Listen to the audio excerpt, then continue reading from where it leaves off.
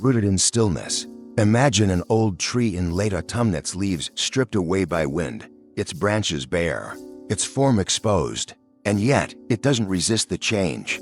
It doesn't break. Its strength isn't in what it shows above the ground, but in the roots buried deep in darkness. That's the kind of stillness we long for when life feels uncertain, when we're shaken by judgment, rejection, or the quiet fear that we are not enough. In today's world, especially in a culture that prizes confidence and performance, many carry a hidden fear of being seen as weak or inadequate.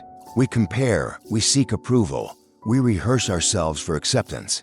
But beneath it all is a single, aching question: am I safe to be myself? Carl Jung once said, "What you resist persists, and often, what we resist most is looking at the parts of ourselves we've learned to hide, old wounds, beliefs that were never truly ours, the anxious need to please. These aren't flaws. They're shadows waiting to be understood, not erased." So where do we begin? With presence.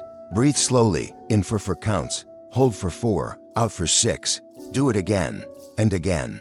Then write, not to impress, just to listen. Ask gently, what am I afraid to feel? What have I been telling myself that no longer feels true?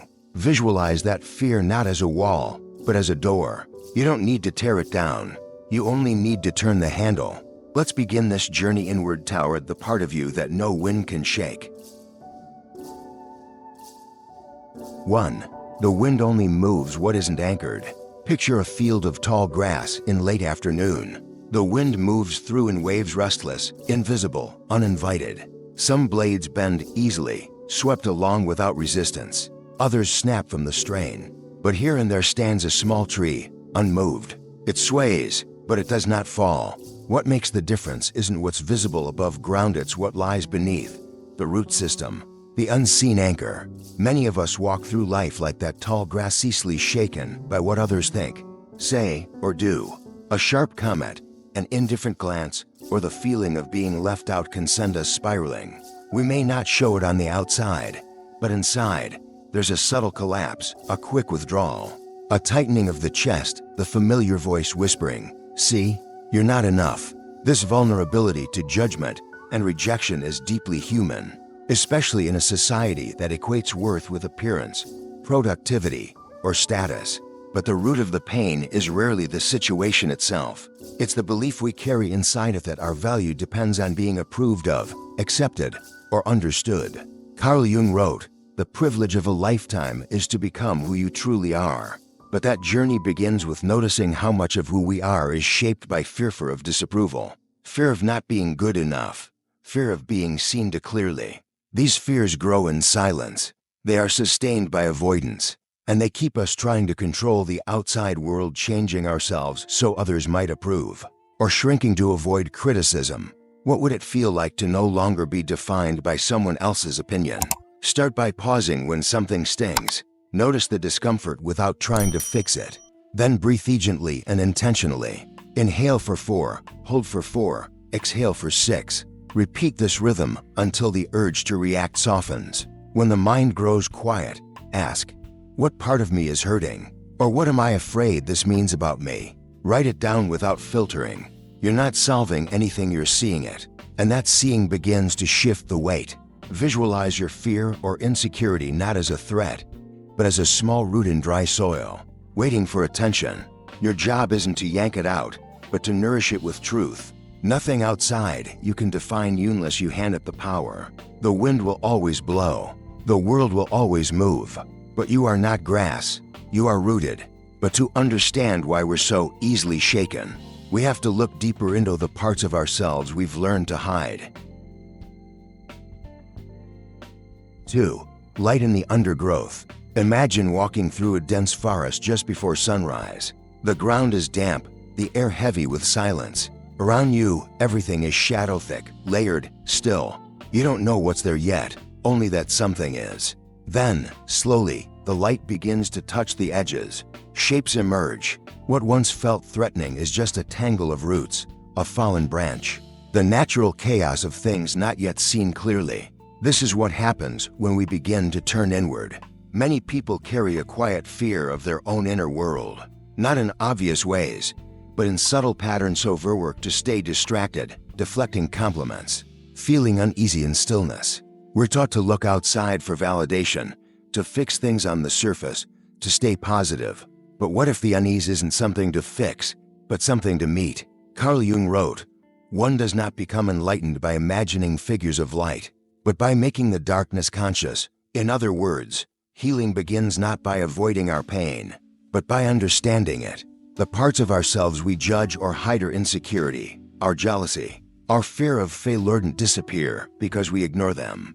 They settle beneath the surface, shaping our choices, our relationships, even our sense of identity. What we call overreacting is often a buried wound being touched. What we call procrastination is sometimes fear in disguise. What we avoid in others often reflects what we haven't yet accepted in ourselves. So how do we begin to bring light into those darker places? Pause when discomfort rises. Not to analyze, but to stay. Breathe in deeply for 4 seconds. Hold it. Breathe out slowly for 6. Let the body feel safe enough to open. Then ask, what am I pushing away right now? What am I afraid to feel? Write without trying to sound wise. Just be honest. Pretend no one will ever read it. Give your shadow a voice, not to glorify it but to understand it. You might say, I'm afraid of being forgotten, or I don't believe I'm worthy unless I'm needed. These admissions are not weakness, they are light entering the forest. Close your eyes and visualize yourself walking through that same forest. With every step, a lantern in your hand reveals more of the path. The landscape doesn't need to change, only your relationship with it. You are not here to escape your darkness. You are here to walk through it awake. And what if those hidden parts weren't signs of weakness but invitations to become more whole? 3. Turning toward the shadow. Picture a cave tucked deep in the side of a mountain. From the outside, it looks dark, even dangerous. You hesitate at the entrance in it because you know what's inside, but because you don't. Yet when you step in slowly, with light in your hand, you begin to see. The sharp shapes are only rocks. The movement in the corner is just the wind. What once seemed threatening becomes familiar. What was unknown becomes part of the landscape. This is the quiet power of meeting your own shadow. Most of us spend years avoiding certain parts of ourselves. We hide our jealousy, downplay our fear, disguise our need for approval as confidence. We get used to performing strength while silently carrying shame. The world often rewards the performance and ignores the root. Carl Jung believed that everything that irritates us about others can lead us to an understanding of ourselves. That's the invitation of the shadow, not to shame us, but to reveal what's still unloved inside. When we judge someone else's arrogance, are we protecting a part of us that feels unseen? When we shrink in the face of rejection, are we touching an old belief that we are only worthy when we're chosen? The shadow isn't evil. It's simply unacknowledged. It holds stories we haven't finished reading, emotions we've postponed, voices we've silenced. And when we refuse to look, it doesn't disappear, it just directs us from behind the scenes. To begin this work, start where discomfort lives. The next time you feel triggered, pause. Don't explain it away. Sit with it. Breathe slow and deeply, giving yourself room to feel without reacting. Then ask yourself, what am I defending? What story am I still telling about who I am? Let yourself write. No structure, no filter, just raw, unfinished thoughts. Notice what arises. Maybe it's a memory. Maybe it's an image or a phrase. Let that be your doorway. Then close your eyes and picture yourself entering that inner cave again. But this time, not to fight what's there, simply to witness. Visualize placing a gentle light in each corner, illuminating not what's wrong but what's been waiting. This is not about fixing yourself. It's about recognizing what's real. In the shadow, there is power, not because it's comfortable, but because it's honest. You don't need to be fearless to grow. You just need to stop running. What happens when you stop treating your fear like the enemy? You meet yourself where you reigned for the first time. You stop hiding from your own depth. To begin working with these shadows, we must first learn to see clearly without reacting, without rushing to fix. 4. The space between the wind. Imagine standing at the edge of a quiet meadow. The wind moves through in soft gusts, stirring the tall grass, bending it without breaking it. In that movement, there's a lesson. Not everything must be resisted. Stillness doesn't mean the absence of motion, it means choosing how and when you move. Most of us, when faced with tension or criticism, react instantly. We defend, we explain, we withdraw. But what if real strength came from waiting just a little longer before we respond? So often we confuse reaction with power. In the face of conflict or judgment, we act quickly and out of clarity, but out of habit. The discomfort rises and we rush to resolve it. Beneath that urgency is usually fear.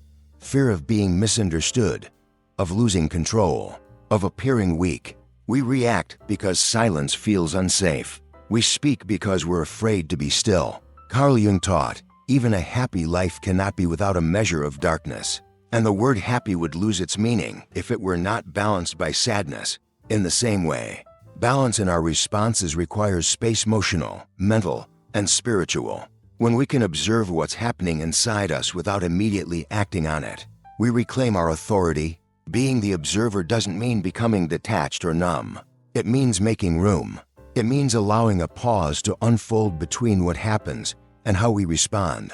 And in that pause, we often see more clearly not just the situation, but ourselves. To begin, try this. The next time you feel emotionally charged, criticized, provoked, or dismissed, pause. Inhale slowly for 4 seconds. Hold for 4. Exhale for 6. Repeat this rhythm until the body starts to soften. Then ask, does this situation truly define me? Or is it showing me something I still need to heal? Visualize yourself watching the moment as if from outside, not from a place of judgment, but curiosity. If you were advising a close friend in the same moment, what would you notice? What would you say? This shift from reaction to observation doesn't happen all at once. It's a practice, but each time you pause, you teach the nervous system something new, that it's safe to wait, to breathe, to choose. Over time, this inner spaciousness becomes your strength. You no longer move like the grass, pulled by every wind. You move like the tree, aware of the wind, but rooted in stillness. But observation alone isn't enough. We also need roots, something steady within us to return to. 5. The root that holds. Picture a tree standing in the middle of a field. Its branches stretch wide, leaves rustling in the wind, yet its trunk doesn't waver. The deeper the roots, the more storms it can withstand. From the outside, it might look ordinary, but beneath the surface, there's a quiet strength, layers of growth, years of anchoring. Inner strength works the same way. It's not always visible. It doesn't shout, but it holds you steady when everything else begins to shake. In a culture that often tells us to stay strong by pushing harder, staying busy, or staying silent, we sometimes forget that real strength has less to do with how we appear and more to do with what we're rooted in. Many people measure their worth through how others see them, how liked, how praised, how accepted they are. But when that outer approval disappears, they feel lost. They bend, break, or chase something to fill the silence. Carl Jung wrote, "The privilege of a lifetime is to become who you truly are." But to become that person, we have to know what we stand for without needing the world to confirm it. Inner clarity comes not from always being right, but from being real. And the truth is, when you are aligned with your core values, criticism no longer controls you. You don't have to perform. You don't have to shrink. You can remain grounded because your roots are your own. To strengthen that core, begin by asking yourself, what truly matters to me? What am I willing to protect, even when it's hard? Write down 5 values that feel alive in you, things like honesty, compassion, freedom, creativity, loyalty. Don't choose what sounds good. Choose what feels true. Reflect on those values every day. Let them guide small decisions. Let them shape how you speak, how you set boundaries, and what you allow into your life. When someone pushes against them, notice how your body responds. You don't have to fight, but you don't have to yield either. Try this when you feel shaken. Sit quietly. Breathe in for 4 seconds. Hold for 4. Exhale for 6. Place your hand on your chest or belly. Ask yourself, what part of me knows what's right for me? Then listen, not for a loud answer, but for a quiet knowing. That's your center. That's your root. And when doubt creeps in, return to your own words. Write a personal manifesto, just a few lines that remind you who you are and what you choose to stand for. Read it when you feel unsteady. Let it be your compass when the wind rises again. Because strength isn't found in resistance. It's found in alignment. And when you're rooted, nothing outside you can pull you away from yourself. And once we're rooted, we can face what we feel, transforming even our most painful emotions into quiet strength. 6. The fire beneath the ash. Imagine sitting beside a campfire after the flames have died down. At first glance, it looks like nothing but ash, cool, gray, still.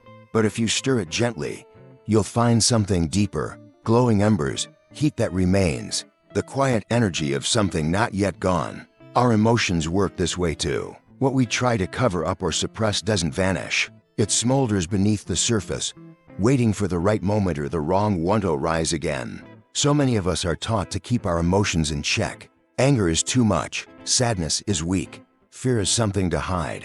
But suppressing these feelings doesn't make us stronger. It makes us strangers to ourselves. We carry these emotions in our bodies, in the way we flinch at conflict, in the way we overreact to small things, in the way we feel heavy for reasons we can't explain. Carl Jung once said, "What you resist not only persists, but will grow in size." The feelings we avoid don't disappear, they become the unspoken forces that shape our decisions and define our limits. Anger might turn into resentment. Fear might disguise itself as control. Grief might harden into numbness.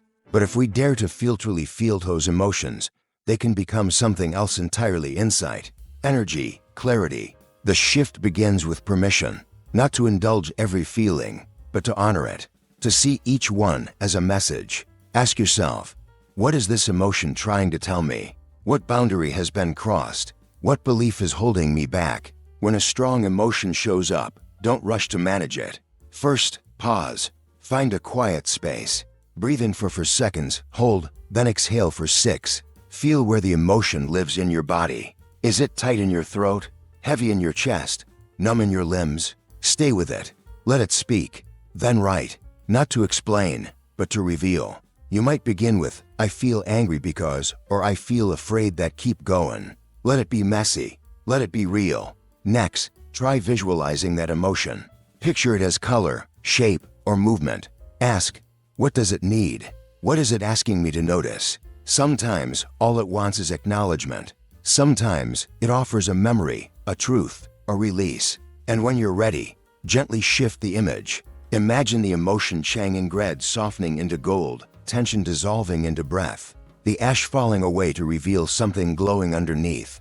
This practice doesn't promise immediate peace, but it invites something more honest. It teaches your nervous system that it's safe to feel, safe to stay, safe to transform. Emotions are not the problem.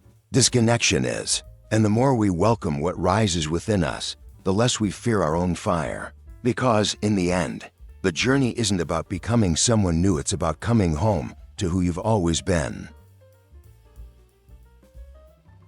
Returning to the center. At the heart of a whirlpool, there is stillness. While the water spirals with force and noise around it, the center remains calm, untouched by the pull. That center lives in each of us.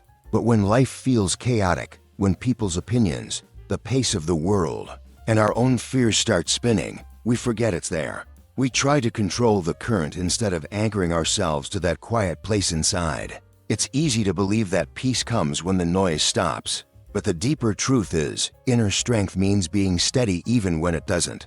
Carl Jung wrote, "Who looks outside, dreams; who looks inside, awakes."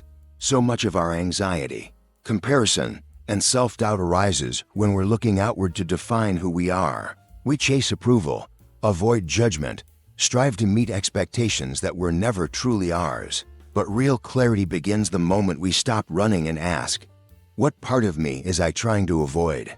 Maybe it's a voice that was silenced long ago, or a part of yourself you've outgrown but haven't let go. These moments of reflection don't have to be grand, they only need to be honest. So try this. Find a quiet space. Close your eyes. Breathe in deeply for counts in. For hold, 6 out. Do it until your shoulders drop just a little. Then write. Not to impress, not to solve, just to notice. Let the words meet you where you are. And if you feel lost, don't look for the path, look for the part of you that's still. The part that watches, feels, remembers. That's your center. It was never gone, just waiting for you to return.